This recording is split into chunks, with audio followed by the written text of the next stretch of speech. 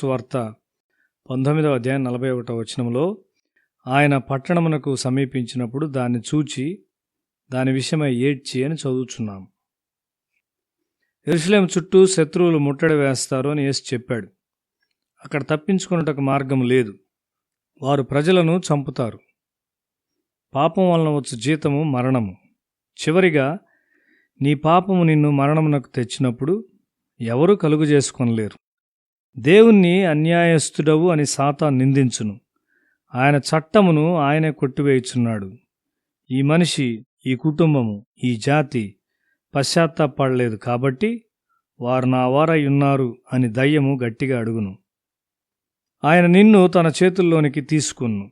యేసు నీతో మాట్లాడుచున్నప్పుడు నీవు ఒక పాపివని అంగీకరించి నీవు తప్పక పశ్చాత్తాపడాలి.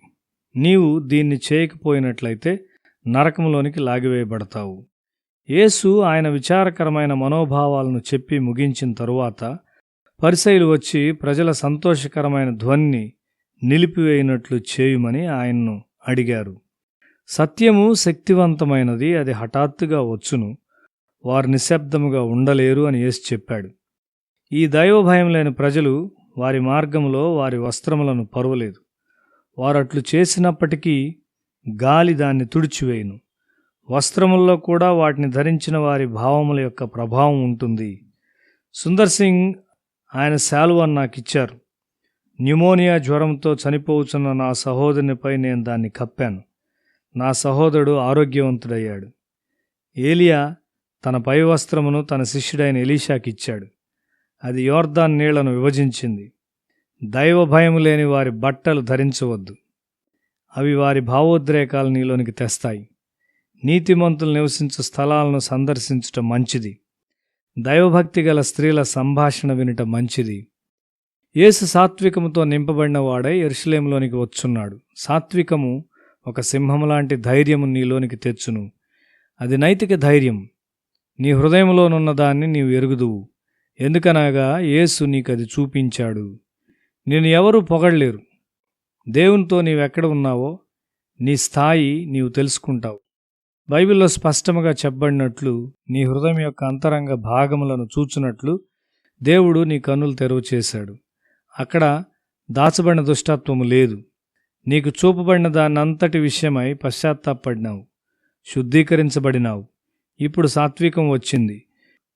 నీవు సాత్వికముతో నింపబడినట్లయితే నిన్ను సాతాను లేక నరకము ఏమి చేయగలవు? నీకు వ్యతిరేకముగా వారు శక్తి లేనివారు. నీవు మోషేలాంటి సాత్వికముతో ధరించబడినట్లయితే నీవు ఒక శక్తిగా ఉంటావు.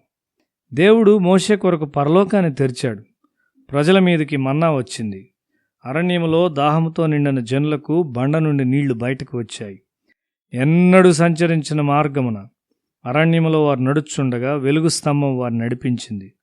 ఆ విధమైన దేవుని అద్భుతమైన లక్షణాలు ధరించిన వారమైతే అది ఎంతగా దేవుని ఘనపరచునదై ఉండును. యేసు మందిరంలో ప్రవేశించాడు. అది ఆయన చివరి సందర్శన. ఆయన మరలా ఎన్నడూ మందిరంలో ప్రవేశించలేదు. వ్యాపారస్తులు వారి వస్తువులను అమ్ముతూ చాలా తొందర కలిగి ఉన్నారు. యేసు మందిరంలో డబ్బును పెద్ద విషయముగా తలంచలేదు. ఆయన పశువులను తోలివేశాడు. ప్రజలు ఆయన వ్యతిరేకించలేకపోయారు. ఆయన పరలోకపు గాంభీర్యమును ఏ మనిషి వ్యతిరేకించలేకపోయాడు. విచారంతో యేసు ఈ శుద్ధీకరణ చేశాడు. నగరం యొక్క నాశనమునకు అదే కారణం. నగరం మరలా ఎన్నడూ కట్టబడలేదు. యెహోవా ఆరాధన ఎన్నడూ పునరుద్ధరించబడలేదు. యేసు ఏడ్చుట గొప్ప కారణం ఉన్నది. ఆయన ఏడ్చాడు. ఆయన నీ కొరకు కూడా ఏడ్చినాడా? యూదులకు యెరూషలేము ఒక ప్రియమైన దృశ్యం. యెరికో నుండి యెరూషలేము వరకు అది ఒక ఎత్తైన మార్గం. వారు కొండ మీదకు ఎక్కుచూ నగరమును సమీపించినప్పుడు వారు ఆనందంతో గంతులు వేస్తారు. మందిరములో ఏదైనా నీవు స్వంతగా చేయటంత సులభమైంది కాదు. అక్కడ కార్యకలాపములతో రద్దీగా ఉన్నప్పుడు వ్యాపారస్తుల బల్లలను క్రిందకు నెట్టుట చాలా ఆలోచించదగింది. పండుగ సమయాల్లో నీవు మందిరంలోనికి పోయి వారి ఆచారములకు వ్యతిరేకంగా చేసినట్లయితే యూదులు వ్యతిరేకంగా లేపబడతారు. వారు నిన్ను చంపే స్థితికి కూడా వెళ్తారు. అయితే ఇక్కడ యేసువైపు చూడు. వ్యాపారం మధ్యలో బల్లలు క్రింద పడద్రోయిట, పావురాలను అమ్మువారిని పడద్రోయిట, పశువులను బయటకు నెట్టివేయుటను బట్టి క్రయ విక్రయములు చేయు మనుషులు తక్షణమే వెళ్ళిపోవలసి ఉన్నారు. అక్కడ ఒక వ్యతిరేకపు మాట లేక వ్యతిరేకత లేదు. నిశ్శబ్దంలో మరియు అతి త్వరలో వ్యాపారమంతా తొలగించబడింది. ఆయన అధికారం పట్ల ప్రజలు ఆశ్చర్యపడ్డారు. మన చర్చిలు ఆరాధనా స్థలాలే కానీ ప్రార్థించే స్థలాలు కాదు.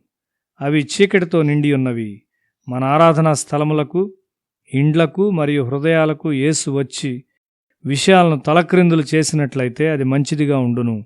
ఆయన చిత్తమునకు వ్యతిరేకముగా మనము కట్టిన వాటినన్నిటినీ ఆయన ద్వారా క్రిందకు నెట్టివేయబడవలసి ఉన్నవి.